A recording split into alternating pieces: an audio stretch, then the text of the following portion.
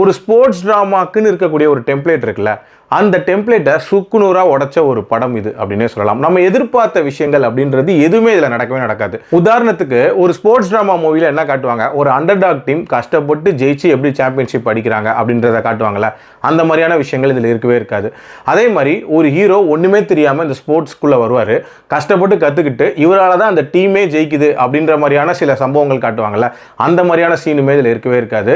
எல்லாத்துக்கும் மேலே hero boxing பண்ணுறதை பார்த்து அப்படியே ஹீரோயின் இம்ப்ரெஸ் ஆகி விழுறது அப்படின்ற மாதிரி காட்டுவாங்களே, அதுவும் இதில் இருக்கவே இருக்காது.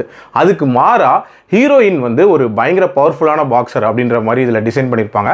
இன்ஃபேக்ட் இதில் வரக்கூடிய அந்த பாக்ஸிங் சீக்வன்சஸ் அப்படின்றது எல்லாமே பிரமாதமாக அமைச்சிருந்தாங்க அப்படின்னே சொல்லலாம்.